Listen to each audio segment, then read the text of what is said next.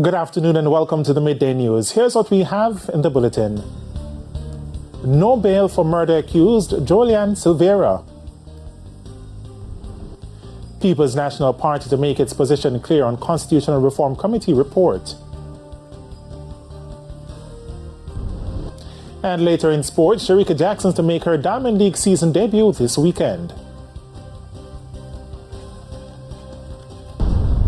Thank you for joining us. I'm Shane Masters, and here are the details. Jolyan Silvera was denied bail when his case was mentioned in the Supreme Court this morning. Mr. Silvera has been in custody since being charged for his wife's Melissa Silvera's murder. Peter Champagny KC is his attorney. We will have to assess the specific reasons for the denial of bail and determine the way forward. I will have to receive instructions, but I am inclined to say that the prospects of an appeal in terms of bail is a live issue. In the meantime, a group of women staged a protest outside the court calling for justice for women and the children. We feel that justice is served. And let me tell you something. We're tired. We don't want a more innocent woman are dead and children. The mere fact that I am a woman, me I stand up for women and children. Now, it was initially reported that Melissa Silvera died in her sleep on November 10, but the post-mortem later revealed the presence of bullet fragments in her body. The People's National Party is at this hour hosting a press conference to outline its position on the Constitutional Reform Committee CRC report, which was submitted to Cabinet. The Jamaica Labour Party JLP has expressed disappointment with opposition leader Mark Golding, who has instructed PNP members on the CRC committee to not sign the final report. Details in this report. More details are emerging about the areas of discontent by the opposition leader Mark Golding on aspects of the CRC report. He's pointed to 16 clauses. Among them, he says it should be clearly stated that the official name of Jamaica as a state is not to be changed to the Republic of Jamaica, but is to remain as Jamaica. He also is in disagreement with the proposed solution where the Prime Minister and the Leader of Opposition have not agreed on the President. He says any solution which enables the President to be approved via a simple majority vote of both Houses of Parliament effectively incentivizes the Prime Minister to choose someone who he or she perceives as favoring his or her party. Mr. Golding is also not in support of the proposal for appointing an interim president to act in a temporary vacancy. Changes relating to the composition of the Senate and extension of the Parliament beyond 5 years are also being opposed. On other issues, Mr. Golding has sought clarity from the Constitutional Reform Committee. Meanwhile, the Jamaica Labour Party in a statement said the government has heard and positively responded to wide and consistent representation from across the island for Jamaica to become a republic. The statement further notes that the Prime Minister responded to public sentiment concerning the issue by establishing a bipartisan committee to advance the process. The JLP says it is disappointed with the decision of the People's National Party to refuse to sign the report of the Constitutional Reform Committee. Member of the JLP's Public Relations Council, Senator Shireen Golding Campbell, says despite significant progress made in acting on widespread public sentiment that Jamaica should become a republic, PNP President Mark Golding has chosen to potentially derail the process by making demands at the proverbial 11th hour. Senator Golding Campbell says the JLP is hopeful that the PNP will allow the agreed consensual process to continue. Nakinsky Robinson, TVJ News. We go to a development in the United States where 8 people are dead and 45 injured after a bus carrying farm workers crashed on a state highway in north-central Florida. And at the moment, it is unclear whether any Jamaicans were traveling in the elevated bus. According to reports, there were approximately 53 farm workers on board. The bus and a 2001 Ford Ranger sideswiped each other around 6:35 a.m. The bus then left the roadway, went through a fence and overturned. 8 people died at the scene and 45 injured were taken to medical facilities, including 8 in critical condition.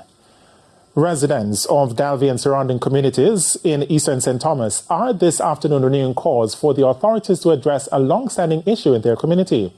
This breakaway has been in the same state since November last year. It was damaged by heavy rains. The residents say something needs to be done urgently.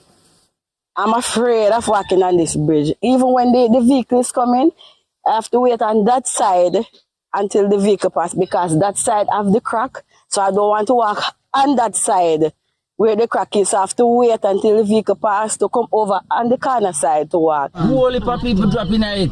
I want if you fix it now, because see it broke off terribly now. We come like when nobody on this side. We need help.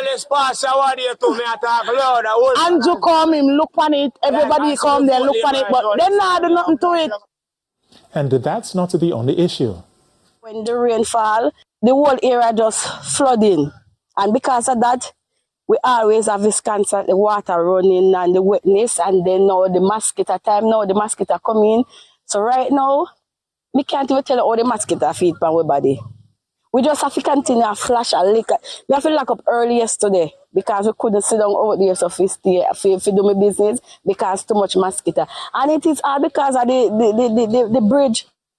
When contacted, communications manager at the National Works Agency, Stephen Shaw, says the agency is aware of the issue and technical work is being done. That include having to do a special design for the location. That design will have to be costed, and then we'll have to approach our parent ministry, the Ministry of Economic Growth and Job Creation, for funding support. So it's a process that is involved in terms of a fix. I'm not in a position to tell you when this will be done, but the process has been engaged. Grief counseling sessions are underway at the GFY Stewart High School in Westmoreland following the tragic vehicle crash which claimed the life of 14-year-old Shanique Saveru and 2 other persons, including her father. When our news team visited the school this morning, her peers were visibly shaken and in tears. This rose now identifies a space which would have been her seat in the classroom. Principal of the institution, Emily Lawrence Ricketts, says Shanique was a bright light and was loved by everyone. Everybody knew her. What I mean is even the vendors at the fence have been talking about her since the tragic accident that ended her life and her father's. So today what we had was just like a short memorial service, I would say, very emotional for our teachers, especially who teach that class. We sent up some lanterns, in honor of what's been happening here, because we have been having a number of deaths. She says Shanique will be greatly missed. Well, I know the students are really overwhelmed, especially the ones who would be very close to her. One of the challenges that we have with the teachers who teach her is that they are also getting ready to bury members of their family as well. So it's been very, very emotional as well for them. Reports are that about 9:40 p.m. on Friday, a Toyota Hiace motorbus and a Toyota Corolla motorcar were traveling in opposite directions along the Bay Road in Little London when the 2 vehicles collided head-on. The police were summoned and the injured persons were transported to hospital, where the drivers of both vehicles, along with Shanique, who was a passenger in the Toyota Hiace motorbus, were pronounced dead. 6 other persons are being treated for minor injuries. And it's time for a break here on the Midday News. Stay with us, more stories when we return.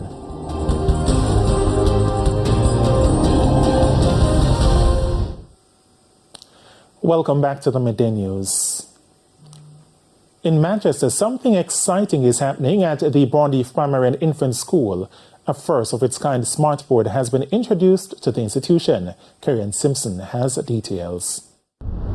It will make learning come alive. That assertion from principal at Broadleaf Primary and Infant School, Ethan McNamee, following the installation of a one-of-its-kind Smartboard from eLearning Jamaica. He says the school population is beaming with excitement. If you look at how the children are now responding to the Smartboard inside, you realize that half of the teacher's job is done when we have those equipments in the institution. The Smartboard is internet dependent, and with issues of little to no internet connectivity in the past, Mr. McNamee says that has been resolved. I've explored three suppliers. There were one first, very weak. Second, very weak. Now we have a third supplier, and it seems to be very strong and fast. So we have basically we have fairly good internet access at this point. He says this new technology will be impactful on students' learning. CEO of e-learning Jamaica, Andrew Lee, says the school will also be furnished with laptops soon. We haven't had any major challenges with the procurement process. It tends to run pretty smoothly. Of course, it takes, I would say, 2 to 3 months. So within that time frame. So what the procurement that we're doing now, we expect to have those so that by the summer term, we can have those already in the schools. The students reacted to the new development. It's a fact that we don't have to really use like the books anymore. We can just, while our teacher is reading, we can see and follow along. Some people not really want to read that much, so they rather the technology over the books. Carrie Simpson, TVJ News. And it's now time for the Business Minute. The Office of Utilities Regulation, OUR, has approved a rate increase for water and sewage charges offered by Kankara Development Limited, CDL. CDL is a privately owned liability company which provides water and sewage services in some sections of Western Spanish Town, St. Catherine, and in the meadows of Irwin Housing Development in St. James. In a release, the OUR said effective May 1, residential account holders will be required to pay $133.08 for every 1,000 liters of water up to the first 14,000 liters supplied. That's rising from $92.67 for the same quantity. For sewage charges, residential account holders will now pay $153.70 for the first 14,000 liters of sewage handled. That's an 82% increase. The OUR says the new rates will remain in effect for no less than 2 years. CDL is expected to apply these new rates to customers' bills issued at the end of May 2024. Further afield, U.S. President Joe Biden is increasing tariffs on $18 billion in Chinese imports across a handful of sectors. The increases apply to steel and aluminum, legacy semiconductors, electric vehicles, battery components, solar cells, cranes, and medical products. The move is an attempt to cripple Beijing's development of critical technologies and prioritize U.S. production. The new tariff rates will take place over the next 2 years.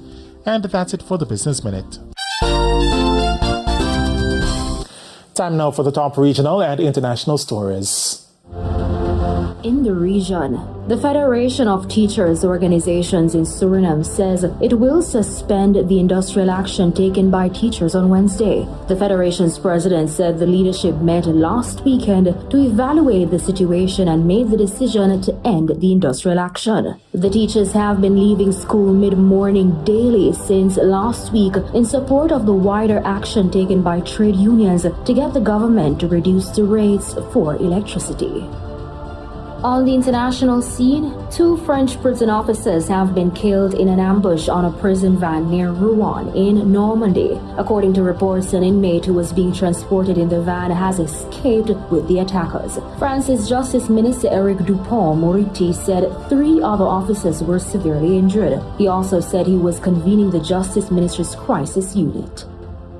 And dozens of people were trapped after a massive billboard collapsed during a rainstorm in Mumbai, India. At least 14 people died and more than 70 were injured. A rescue operation is underway for those trapped after gusty winds caused the billboard to fall on some houses and a petrol pump. And those were the top regional and international stories. I'm Amoy Harriet. And we head to a quick break. When we come back, Jermaine Brown will have your midday sports report.